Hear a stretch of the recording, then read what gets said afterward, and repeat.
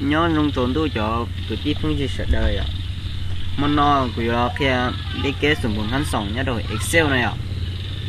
sủng bốn hắn sòng nó của chị bố tiền và sáng chỉ là phải trả ra là cái lùng mông hay chào chỉ tao cỡ bao đấy ạ đây là lùng lo thì của nhân lo là chỉ sủng bốn hắn sòng này ạ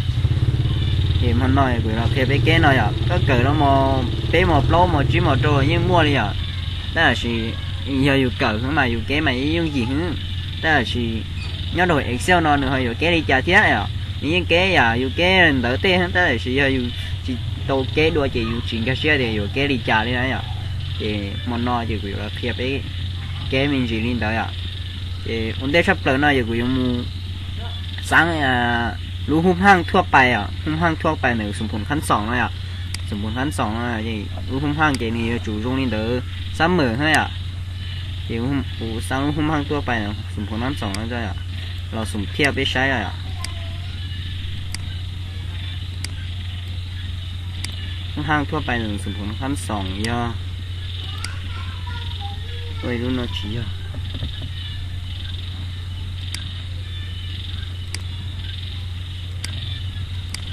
nói à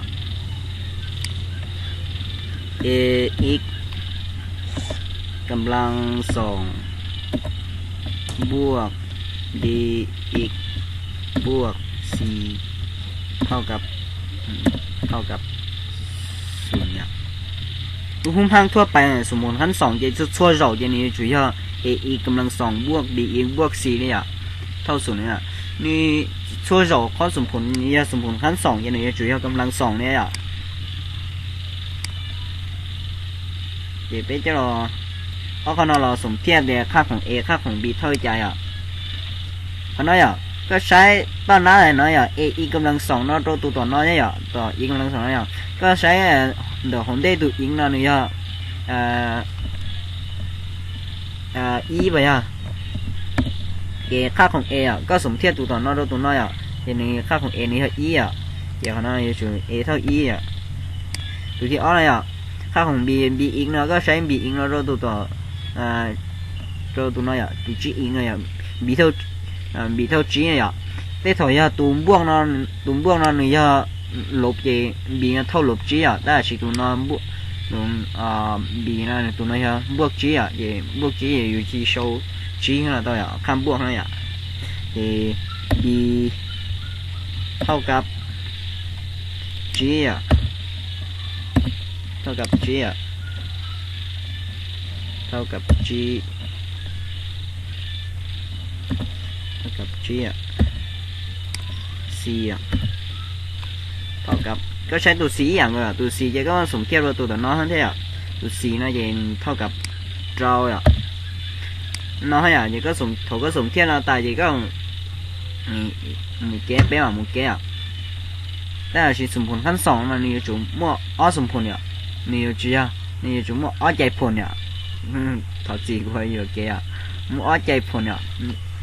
cái thầu nó cũng mua ít chạy phồn đấy à cái thầu nó cũng chỉ mua cái thế à thầu là chỉ mua chạy phồn đấy à thì nhiều chúng mua ở chạy phồn nhỉ khó nói cũng số khó nói à khó cũng nhiều cái nào nó mua ở chạy phồn nhỉ thì cũng cái chạy phồn thì yếu đấy à chạy phồn thì yếu vậy sau ít ý à mua khai này ít ý thì ít oi à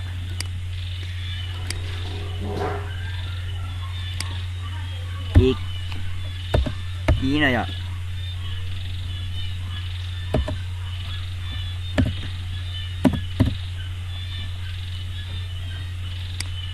khai ít ý này nhiều thôi chạy à sai à nhá khai nếu cứ giống như vậy cái hồ nếu cũng giống như cái nhớ cho họ chia tệอยู่cái từ sủng phồn số điện tan này nè thì họ nói cũng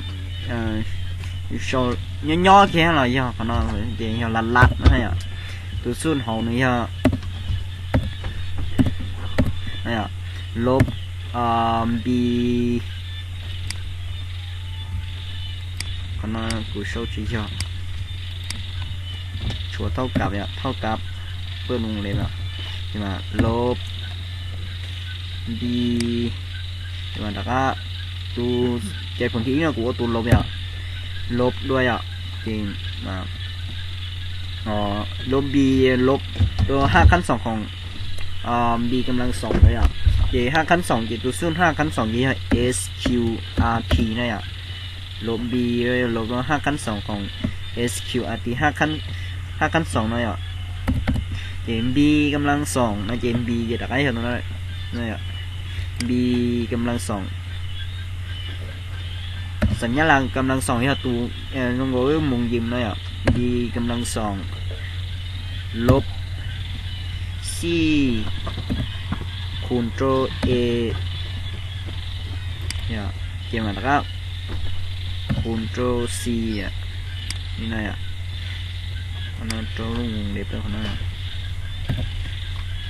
เกี่ยวกับตัวรู้แค่อ๋อรู้นั่นอ่ะเกี่ยวที่น่าจะมาช่วยหันตัว2a อ่ะหันตัวนั่นอ่ะหันตัว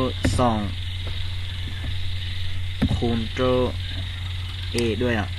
เดี๋ยวที่นั่นอินเตอร์อ่ะเท่าลบเป้อ่ะค่าที่อีนั่นเท่าลบเป้อ่ะ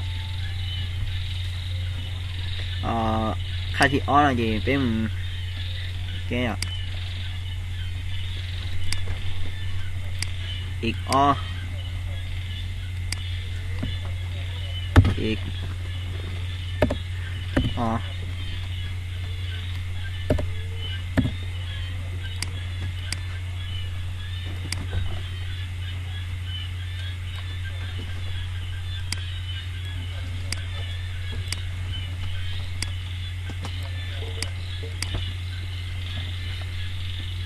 你容易养个会啊，套ลบ b ด้วยให้ได้อ่ะลบโชว์ไม่เท่ากับเท่าโรเป็นวงเล็บโรลบ b ได้สิของนอนหนึ่งยอข้ามบวกอย่าปะตาหนึ่งยอข้ามลบได้สิของนอนยอข้ามบวกบวกโร5ขั้น2ของเดนต้5ขั้น2ของ sqrt b กำลัง2อย่าตะไคร้อย่าตูมาด้วยอ่ะ b กำลัง2 b กำลัง2น้อยอ่ะแล้วเปลี่ยนลบโร c คูณโร a คูณโร c อ่ะอันนึงเลยไหมอ่ะ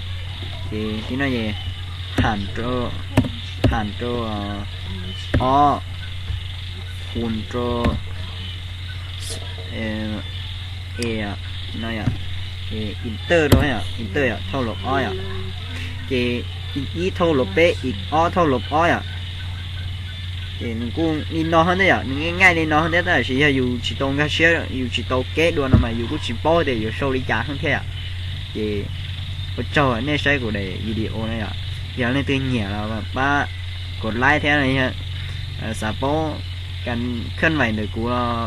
กด subscribe เดี๋ยวกูแท้อ่ะมองgìกูxem mong gì thế